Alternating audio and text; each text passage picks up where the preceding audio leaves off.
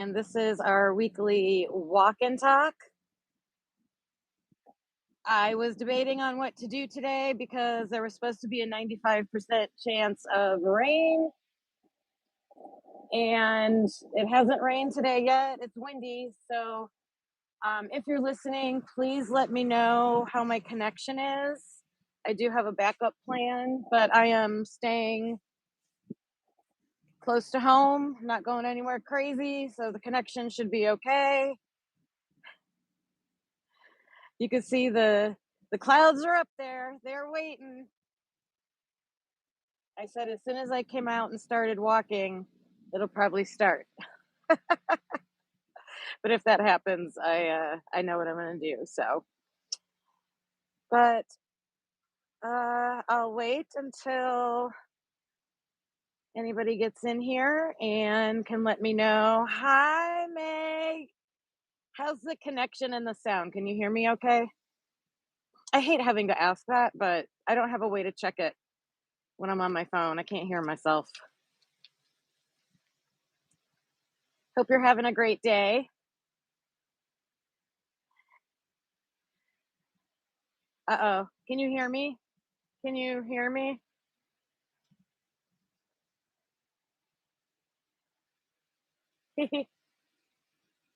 Oh, good. Good, good, good. Good to know. All right. So there's major updates in the David case, a few days old. So I was going to talk about that today. And then last week I went down to Lakeshore Park and had issues with connection. And I started telling the story. Thank you. About police corruption. Like whenever Carlos and I debate about the Idaho 4 case, and it looks like suspicious things are going on, or why, like right now reading the documents from Moscow, just things we see in the interviews don't match what they wrote in the reports, and things in the reports don't match what they wrote or they told us in press conferences and stuff like that. Hi, Christina. Hello, hello. So Carlos will say, well, what do you think? The cops are, they're not going to perjure themselves. They wrote those reports. Hi, Tomboy. Good morning. Oh, when I was teaching in school every morning, when I greeted my students, I'd say, good morning, sunshine. I know, but Carlos would always say, well, it says at the bottom of all of those reports. That's why I always read that part. I swear this is truth, you know, true and correct, best to my ability, or whatever it says. And because Carlos will say, well, they're not going to perjure themselves. And I'm like, I got a case where they did. And it was major. Oh, who was live this morning?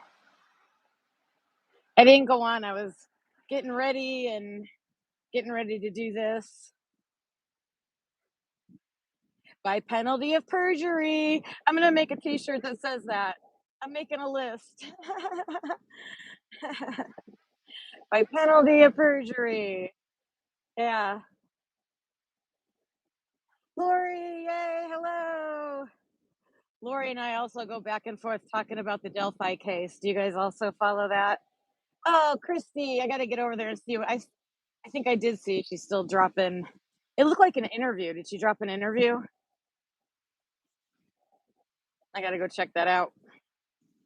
So, okay. So if I don't know, let me know if you guys are familiar with it's the David case, but he spells his name D4VD. So he was a pretty big rapper, but I still say up and coming because he was just starting a major tour this past August. And his family's from Texas. He grew up in a very Christian family, Christian music.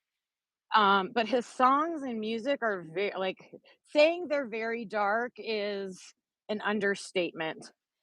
And he, no one, so he had a rental house in California, and that's where he was staying.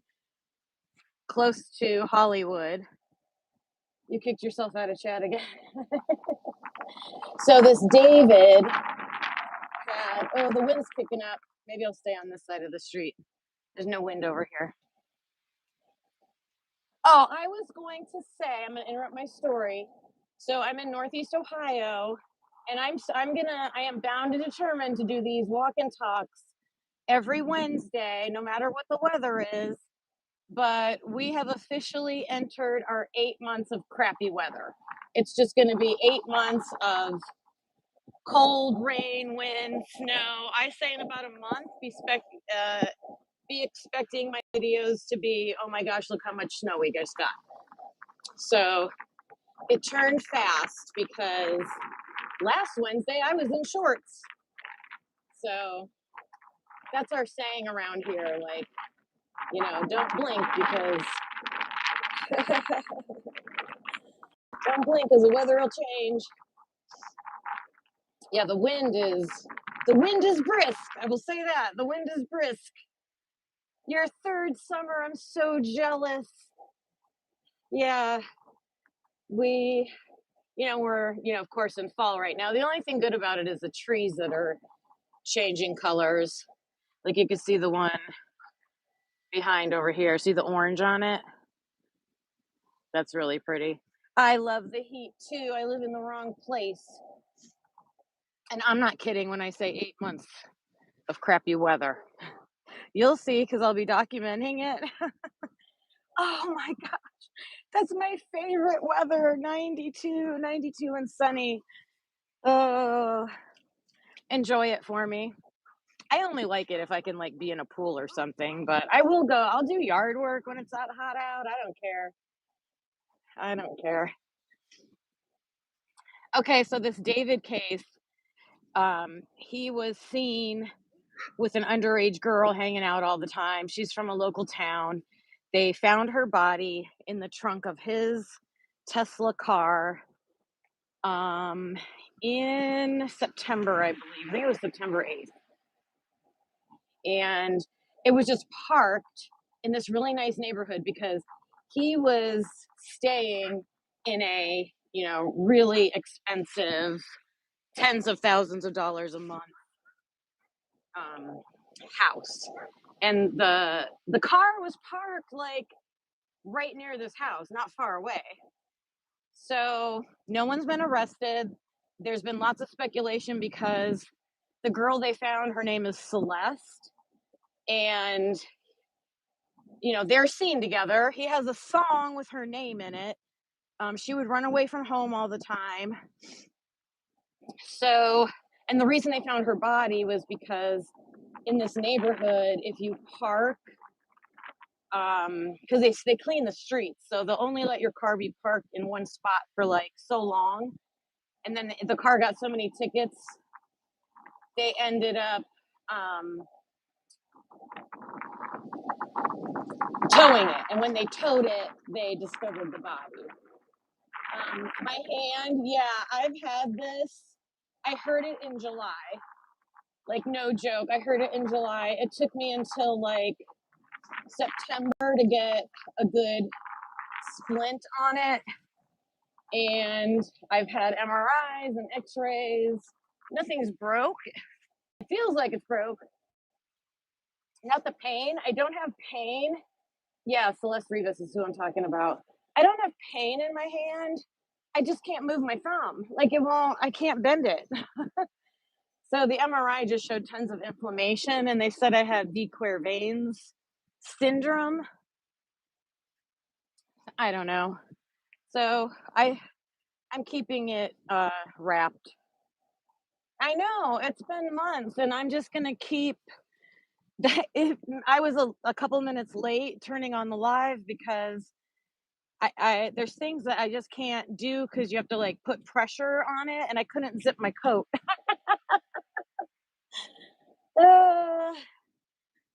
Funny. Yeah, Celeste Rivas. So after like she was discovered, and they said like her body was so decomposed because she hadn't been seen in like a year. So they're not exactly sure when it could have possibly happened or what happened. Well, the people who own the house that David has been renting um, hired a private detective. So the private detective did an interview with, is it Law and Crime that does that sidebar show? It was on the sidebar show. And he said he has a photo of Celeste from January, I think he said January 2nd, 2025. So now we can know for sure she was alive at the very, very beginning days of 2025. David he stopped using it was a black Tesla that she was found in, and he would drive that car all the time. He bought a new red Tesla and started using a new red Tesla in February, like the beginning of February. So now with this information from the private investigator, you can start imagining a timeline in your head, Okay, she's last seen in January. He's got a new car in February. But then months and months and months go by, and it's not until September that the body's discovered. So, and then the private investigator also said that there's video cameras all over that neighborhood. It's a very wealthy neighborhood, so there's video cameras everywhere. So he got his hands on some of it, and he can see the person driving the car and parking it. So he knows who it is. The police know who it is, but there's still no charges filed. And apparently, and he said he wouldn't say the date. He wouldn't say the date. He just said it was very late July. So now we even have more of the timeline. So she's last seen in January of 2025. David buys a new car in February of 2025. And the car is parked at the end of July 2025. So we didn't have that information before a few days ago.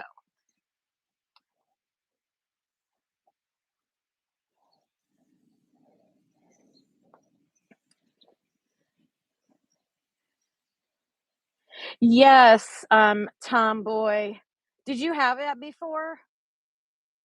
Because he said it wasn't like exactly the tendon, it's those little parts inside of there. Yeah, like the sheath, like you're saying. Yeah, yeah, yeah. The covers. Yeah. So he also said I could get a steroid shot. Has anybody out there ever had a steroid shot into a tendon? Because he told me flat out it's going to be painful, so I'm putting that off. I'm going to put it off until I can't stand it anymore and willing to put up with the pain. That's usually what I do before I go to the doctor.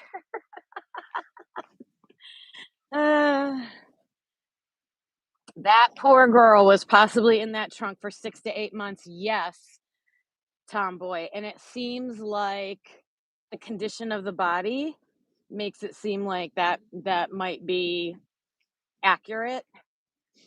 So here's the other thing this detective said. He said that there were cameras at the house and they were working, and the police collected the cameras, like they took the whole unit. But he's not sure like what all it would have captured, because he said some of the cameras inside were covered. So he knows this because the private eye is working for the person who owns the house. So they can go into the house. So they went in the house. This private investigator went in the house, and he said the look on this guy's face just makes you think, oh my God, how bad is it of what he saw? He said that there were boxes in his house that they weren't open, so they weren't used, but it looked like someone was thinking about using them. and he said they were items. He wouldn't say what they are. He just kind of vaguely described it. He said they looked like items that you would use if you were thinking of how to get rid of a body. Can you believe that?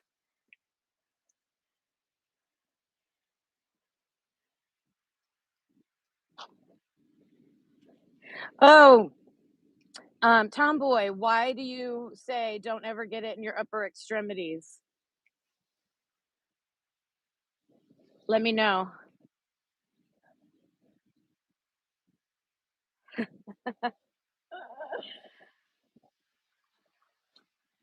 Yeah, I hate pain. So I'm like, well, if you know it's gonna hurt, like put me out or numb my whole arm or something. I don't know. I always say the treatment shouldn't be worse than the symptoms. A doctor told me that once, and I'm like, I love you. So here's some pretty trees behind me, turning colors. See the oranges?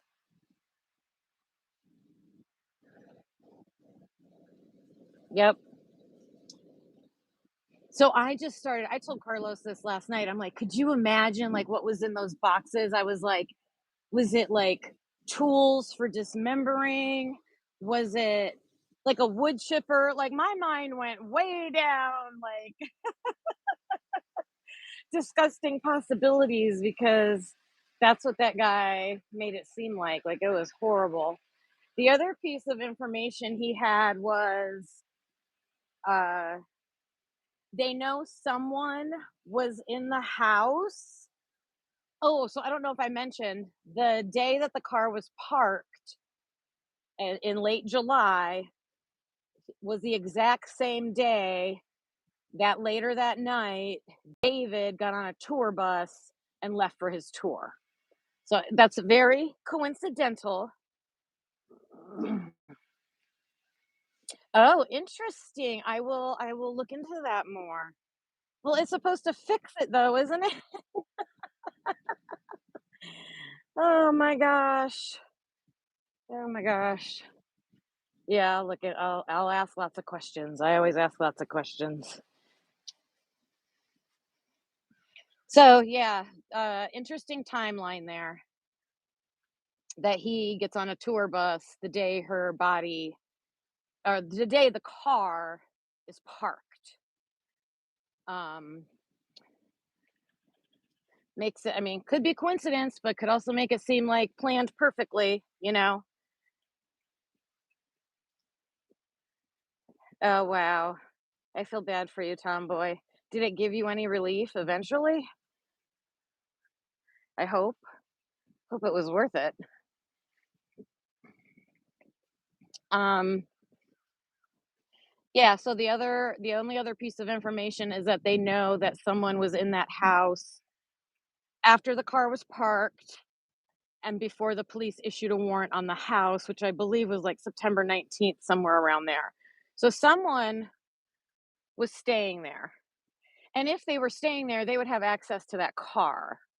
So I think there's a lot of room there for reasonable doubt. Like it could be that David did it. It could be that David knew about it. It could be that someone was helping him. It could be that someone set him up. And that's probably what the police are trying to figure out. They're waiting for the autopsy.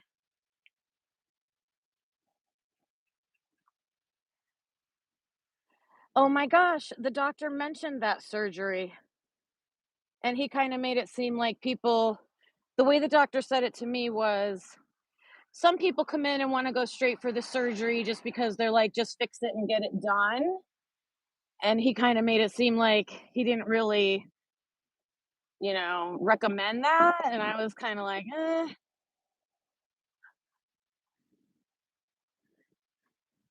oh, maybe I need that. Oh my gosh, a 15-minute surgery. Wow. Oh, I'm gonna look into that too. Hey, they put you out for that. I might do that over a painful shot just for that reason, right? Oh my gosh. I know, it's a terrifying feeling. My thumb is like it's like I can feel it. It's not paralyzed, but it won't move. I can't if I do move it, it hurts.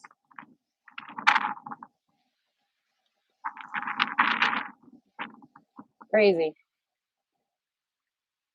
Um, yeah, so those are the big updates with the David case. The private investigator said, um, he just said be expecting uh, something like probably charges to be filed soon, was all he said. Charges coming soon. So they're still waiting for the official autopsy. Oh no, the toxicology. They're waiting for the toxicology results because that takes time. Um, so that's what's holding up that end of it too. Oh yeah, see that's how I'm gonna end up. I'm going on what? July. I'm going on four. I'm in 4 months. 4 months in a thing. Crazy. Ooh, the wind's picking up. All right, do you guys want to hear about the perjury case? The cop actually, he was the chief of police. The chief of police actually went to jail for perjury in Suffolk County. Oh yeah, tying your shoes. I've gotten better at that. Yep. Today was the first day I really zipped a coat, so I was like, oh boy, I can't put my earrings in. Um, can't do any jewelry, nothing like that. Oh my gosh. I keep telling everybody I'm one-handed. I'm one-handed.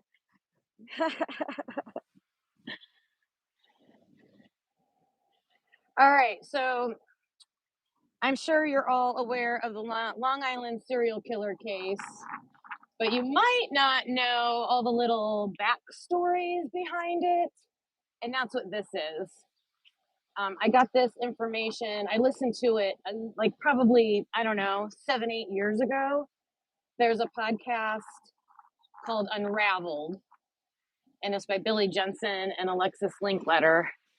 I used to listen to them all the time. I stopped listening to iTunes podcasts because I'm on YouTube all the time now.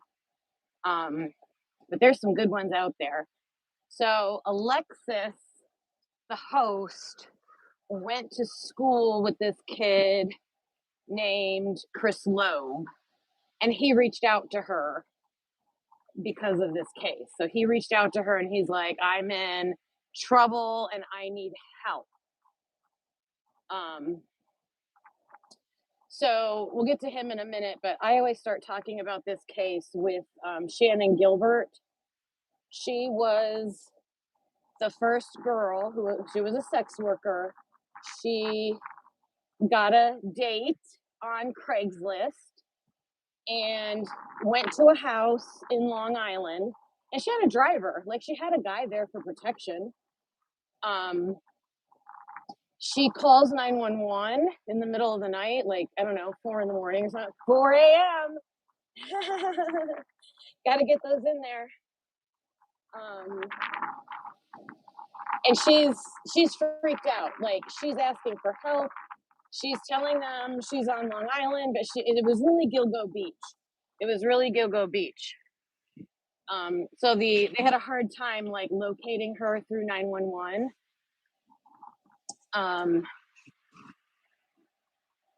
She escapes the house. She calls 911 a few times. The first time she said they're trying to kill me. Like, it was a very scary 911 call. And it took them a long time to release it. But the police that were in charge of that area are the Suffolk County Police, okay? So she goes missing. They're searching for her. They couldn't find her when the police showed up, so she's missing for years and years.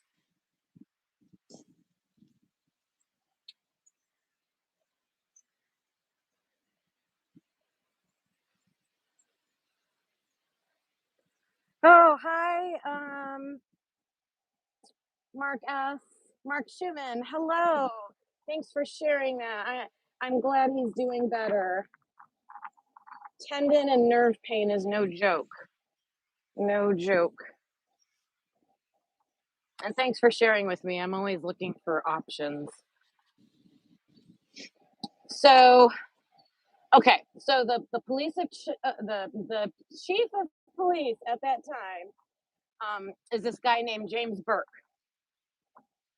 and he's in charge of investigating the missing Shannon Gilbert, and then that's when they start finding all the other bodies, and the investigation didn't go anywhere. Red flag, you guys. So enter this kid named Chris Loeb. He's just your typical drug runner, around the town, low level. But his buddies put him up to stealing out of a cop's car because this is hilarious. All the drug dealers in the town knew the cops were corrupt. Like, they knew that they were making arrests and then keeping the product or the money for themselves. So they were trying to steal back, right? So it's like the war between the drug dealers and the police. So so they so this Chris, he's not even really sure what house he's going to. He doesn't know who lives in the house. He doesn't know the name of the cop. And apparently he had an accomplice too. They find this house. There's a cop car. He gets into it. He steals a duffel bag. He takes it home. And inside of it is pills, sex toys, porn, and then he's watching the DVDs that are in there, and there was a what do we want to call it? The kind where people get unalived in those videos. And he saw that and freaked out. Freaked out because all he knew was this is in a duffel bag in the back of a police vehicle. So the next morning, this Chris kid, he's on probation. His probation officer shows up with police officers. He bolts out the back door. He hid the DVDs in a shop vac. He lives with his mom. His mom's in the house. The cops hunt him down out back in the woods. They bring him back to the house. The cops are super rough with him. They're ransacking the house. They're threatening him. They're threatening his mom to get him, like, where is it? Where is it? Where is it? He's like, I don't know what you're talking about. The cops kick over the shop vac accidentally, and the DVDs go spilling out. So now he's done for. They arrest him. They take him to the station. They handcuff his hands and his feet to the floor and make him stand in that position for like 10 hours. Now, he wasn't standing, he was squatting. Could you imagine 10 hours? Like, that's torturous. Then all the cops leave, and it's in an investigation room. They turn off the cameras. The chief, Burke, goes into the room. The kid doesn't know who he stole from. And the guy goes, "You want to steal from me?" And the kid is like, "Oh my gosh. I just stole from the chief of police." And he has that kind of a video. Like, could you imagine? A snuff film was what he had. Like, could you imagine that you saw that from your chief of police? The kid's freaked. Kid's freaked out. The officer beats him up, and then the kid goes to jail. So while he was waiting for his hearing, he had like 30 counts against him. Like, they made up all these kinds of crazy, like, he admitted He admitted to stealing the duffel bag. He admitted to all that stuff, but they charged him with like every single thing they could think of. They put his bail. I said it wrong on my last episode because um and I'm retelling it because that one was a horrible video. They set his bail at a $500,000, $500,000 for this little stealing crime.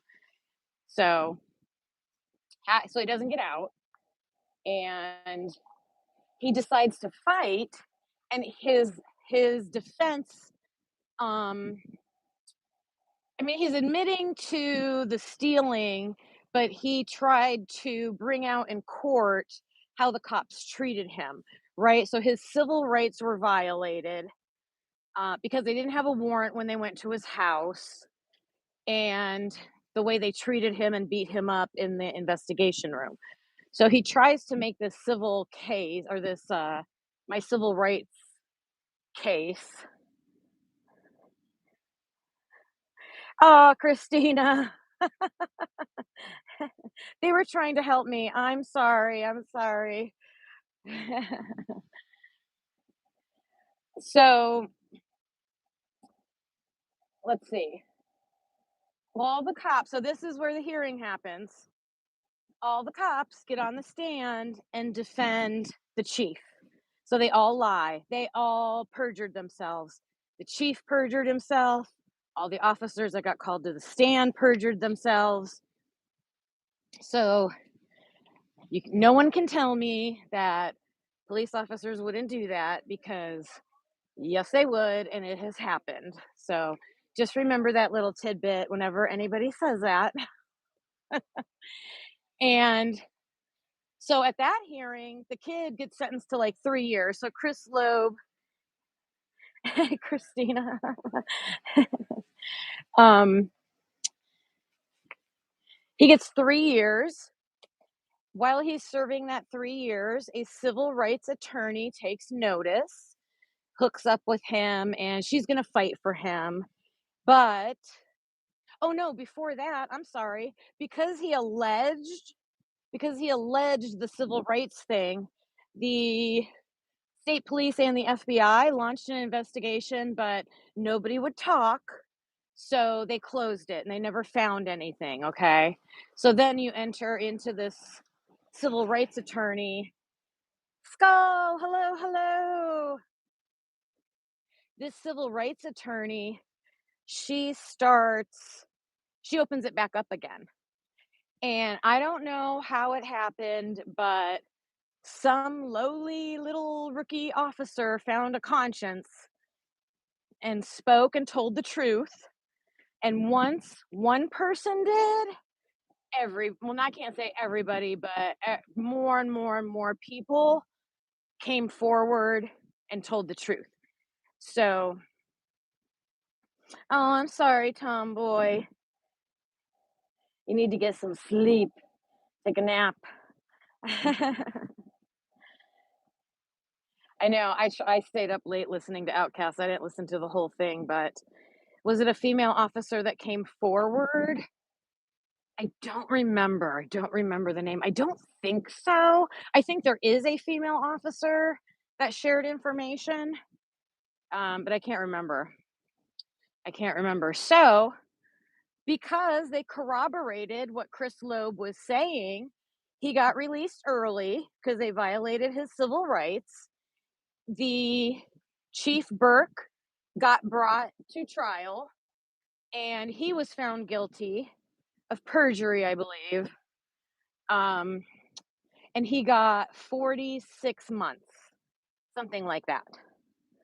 So, just a thing to make note of, that Chief Burke, he was in charge of the Long Island serial killer case. And he put a stop to the investigation. Like, he just dead railed it. He kicked out the FBI. That's why it took so long to figure out who did it. Once they put that task force in place, they solved it in it was less than a year. It was like months. Like, they got to work, they went to town, they had all the digital evidence, like, They were able to do it fast, but I've always thought that Chief Burke is involved somehow. I think there was a house out there that had these parties that a lot of significant people would attend. Um, and just another note, that chief, he threatened Chris Loeb with giving him a hot shot, and that's like where you put like too much heroin or something, and it's an immediate overdose. I think maybe that's what happened to Shannon Gilbert. I think they did find her when she ran away from the house, because she didn't have any signs. They couldn't say what her cause of death was. So to me, that just makes sense. I don't know. I've been so interested in that Long Island serial case for such a long time. Exactly, Tomboy. That case, the Long Island serial killer case, would have been solved a long time ago. There's more corruption and there's more craziness to that Chief Burke guy. Um, yeah, yep. I have to refresh my memory on all that, though. It's been a long time since I listened to it. That happened so long ago. So long ago.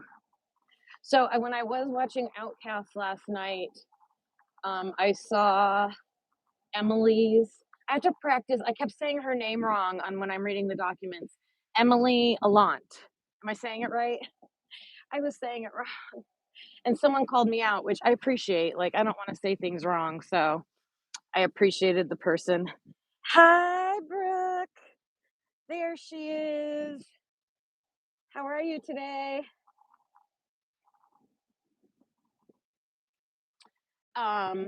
Watching Emily's interview. I watched it last night on Outcast. Oh my goodness. I think that interview is very telling. Very telling. Were you guys on there watching it too? Especially the knife on the floor. Like, what?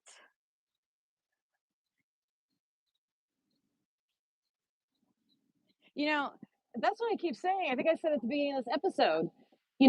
Interviews don't match reports, reports don't match the narrative. I mean, every single thing. I thought Hunter went to the kitchen to grab a knife.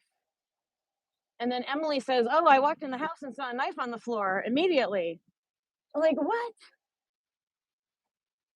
I can't. I can't with this case, and I can't with all the people that are like, well, that doesn't make Brian Koberger innocent.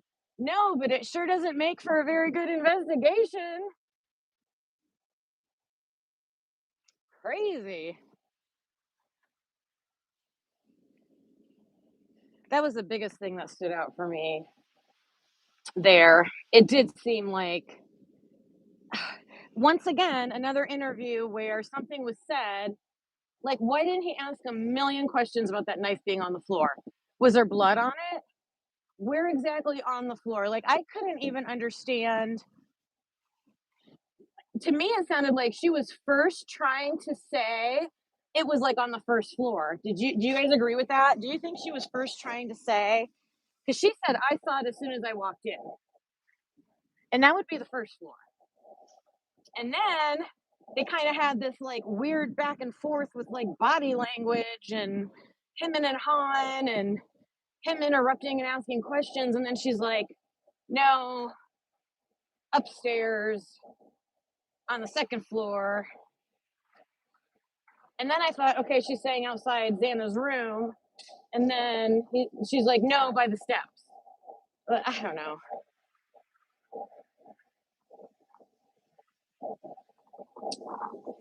You don't know. It seems like they all practiced. Yeah, yeah. Well, I don't know. Like, Emily, to me, she seemed like out of all the interviews, she was being the most forthcoming. I just feel like she didn't get a chance to say what she wanted to say in her way. And I think that's happened in a lot of interviews. I think people start to say something and the police change the subject. They don't ask further questions. They change the subject. They interrupt. I mean, I think they're the ones controlling it. Sometimes they'll say things for them. Oh, Meg, you'll like this one. I was watching, I can't remember whose channel I was watching, but there's a clip.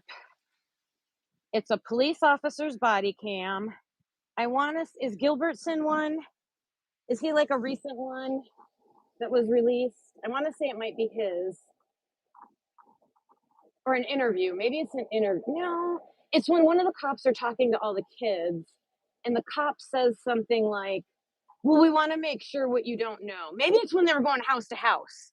That's what it was. It's that body cam footage where they're going house to house.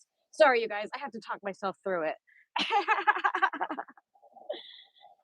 And when they're going house to house and they're talking to somebody, he doesn't say, we want to find out what you guys know. We want to find out what you don't know. And I'm like, don't know what? Or something to that effect. It was something like that. And I remember hearing it and then I forgot. And then I'm like, oh, I got to bring that up. I got to try to find it. Maybe I might not have heard it correctly. So I got to find it.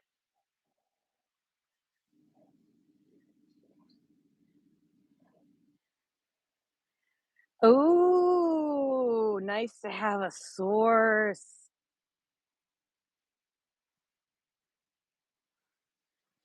Nice. I know Lana dropped some bombs last night on birdies too. That was interesting. I love her. She does so much work. I'm going slow and steady, trying to keep everything up here as much as I can. As I'm reading the Moscow documents. Oh my goodness, the wind. Sorry. As I'm reading the Moscow documents, I know I'm way behind, but I'm just going slow and steady. Um, I'm taking notes as I go, and then I'm going to do a recap on everything that I've learned in that set. I think is what I'm going to do. Oh, it was a good one. She doesn't come on till the end. Um, Maybe an hour, maybe like the last hour or something, because I think he did a 3 hour live. It was a good conversation. Because everybody in Birdie's chat doesn't really think the way Lana does. So I think it was really good for everybody to hear,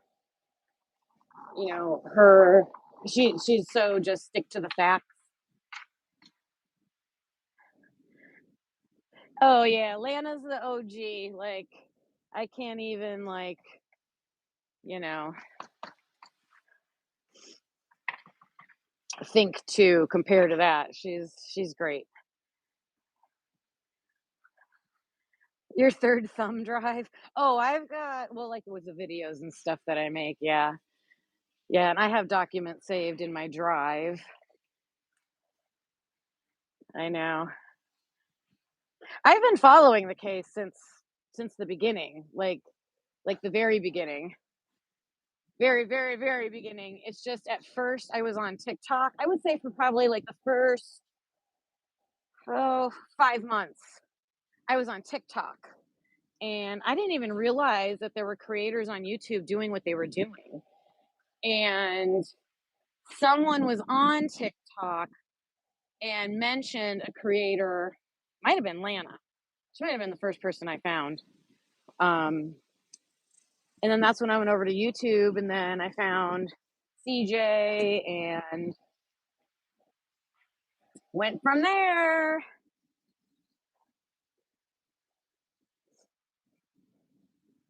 Moscow's your hometown area? That's crazy. If they were going to have a trial, me and Carlos talked about going out there. I really want to go to CrimeCon next year. I was waiting for CrimeCon to come back over to the East Coast, the east side of the United States. But Vegas would be all right with me. We could take a trip to Vegas. We like to go to casinos. Uh, oh my gosh, that's cool. Were you in a sorority?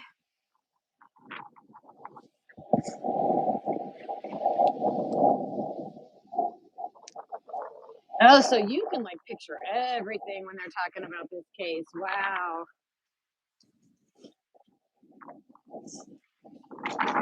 Wow. Is that where that tree is that they said he got out of his car and dug? Is it Lewiston? Lewiston area?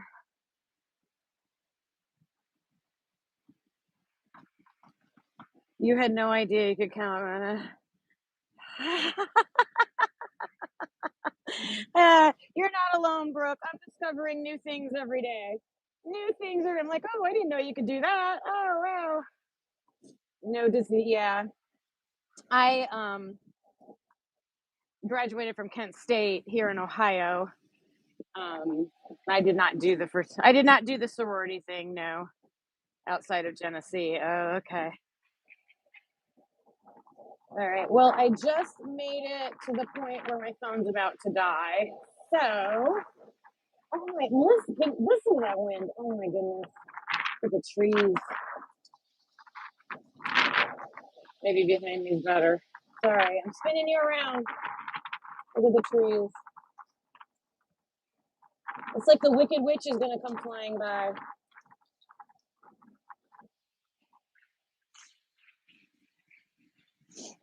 I know.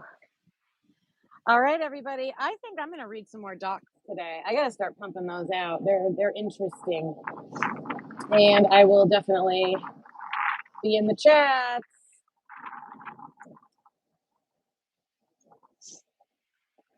about Idaho for sure. Is that what you're talking about? Did I miss something?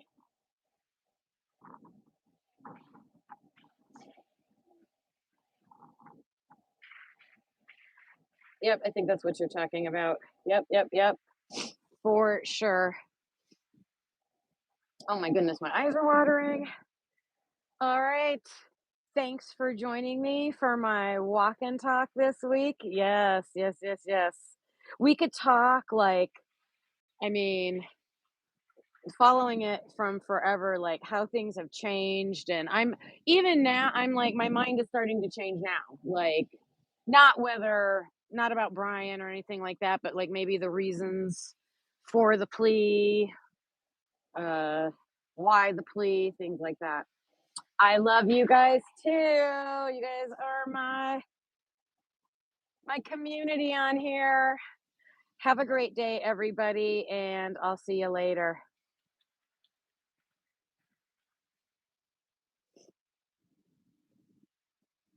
Bye.